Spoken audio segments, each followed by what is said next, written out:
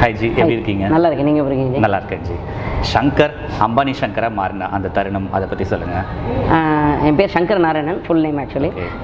அம்பானி சங்கராக மாறினதுக்கான காரணம் பார்த்தீங்கன்னா அம்பாசமுத்திரம் அம்பானி. ஸோ அந்த படம் எல்லாருக்குமே தெரியும் மோஸ்ட்லி. ஸோ அதனால் வந்து அது ஒரு புனைப்பேராகவே ஆகி அம்பானி சங்கர்னு நமக்கு தெரியாது, பட் விக்கிபீடியாவில் ஒருத்தர் அதே நேம் போட்டு க்ரியேட் பண்ணிட்டாங்க யாரும். ஸோ அதுக்கப்புறம் தான் அம்பானி சங்கர்னே சொல்ல ஆரம்பிச்சது, அதனால் அப்படியே மாறிடுச்சு அது. ஓகே, பட் நீங்கள் அந்த படம் நடிச்சிட்டு இருக்கும்போது உங்களுக்கு இருந்துச்சா இந்த மாதிரி நம்ம பேருக்கே இது அடையாளமாக மாறப்போகுது இந்த படம் அப்படிங்கிற அளவுக்கு? இந்த பேர் மாறும்னு நினைக்கல, பட் ஆனால் அந்த படம் கண்டிப்பாக மாறும்னு ஏன்னா நம்பிக்கை வந்துச்சு. ஏன்னா நான் அதுக்கு முன்னாடி பார்த்தீங்கன்னா வடிவேலன் கூட காமெடியில் அந்த பைக் முன்னாடி விழுறது, அப்புறம் சுடுகாட்டு காமெடி, அப்புறம் ரஜினி சார் படம் குசேலன், இப்போ இதெல்லாம் பார்த்தீங்கன்னா ஒவ்வொரு சீனில் வந்திருப்பேன். பட் அந்த படம் ஒரு படம் தான் வந்து கிட்டத்தட்ட 38 நாள் டேட்னு ஃபஸ்ட்டே சொன்னாங்க. ஏன்னா அதுக்கு முன்னாடி பண்ண படங்கள்லாம் ஒரு நாள் தான் டேட் அதிகபட்சமே, அப்படி தான் இருக்கும். அப்போது சரி ஓகே, த்ரூஅவுட்டான கேரக்டர். அந்தியல் நாட்களில் எப்படி ஹாஜா ஷரீஃப் சார் கூட வருவாரோ அதே மாதிரியே ஃபுல் த்ரூஅவுட்டாக ஹீரோ கூட ட்ராவல் பண்ணுற ஒரு கேரக்டர்னு அப்போயே ஒரு நம்பிக்கை இருந்துச்சு. ஓகே, இந்த படம் கண்டிப்பாக நமக்கு ஒரு ரெகக்னைசேஷன் ஏற்படுத்தி கொடுக்கும் அப்படின்னு தோணுச்சு.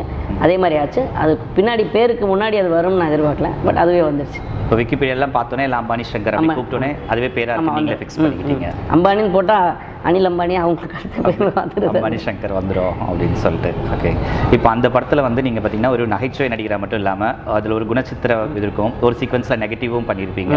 ஸோ அந்த எக்ஸ்பீரியன்ஸ்லாம் எப்படி இருந்துச்சு? நீங்கள் அது பழக்கமாக இருந்துச்சா இல்லை காமெடி பண்ணிட்டு இருந்திருப்பீங்க?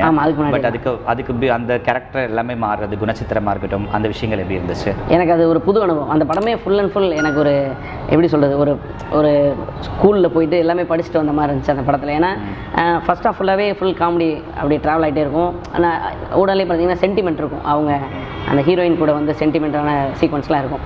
எனக்கு அது ஃபஸ்ட் டைம் எக்ஸ்பீரியன்ஸ். ஏன்னா அதுக்கு முன்னாடி பண்ண படங்கள் எல்லாமே காமெடி அப்படியே போயிட்டு இருந்ததுனால ஃபஸ்ட் டைம் பண்ணும்போது கொஞ்சம் நல்ல அனுபவமாக இருந்துச்சு. கொஞ்சம் கஷ்டமாக இருந்துச்சு, பட் டைரக்டர் ஃபஸ்ட்டே சொல்லிடுவார் இதுதான் சீக்வன்ஸு. ஸோ காலிலேருந்தே மைண்ட் ப்ரிப்பேர் பண்ண சொல்லிடுவார், இப்படி தான் இருக்கணும், இதே மைண்ட்லேயே இரு, சும்மா ஜாலியாக சுற்றிட்டு இருக்காது. ஏன்னா எமோஷனலான சீக்வன்ஸ். அந்த கடைசியில் அவர்கிட்ட அடித்து பணத்தை போடுங்க, அப்புறம் காலில் விழுந்தெல்லாம் அழுதுட்டுருப்பேன். ஸோ அன்றைக்கி காலையிலே சொல்கிறார், அது ஈவினிங் தான் எடுத்தாங்க.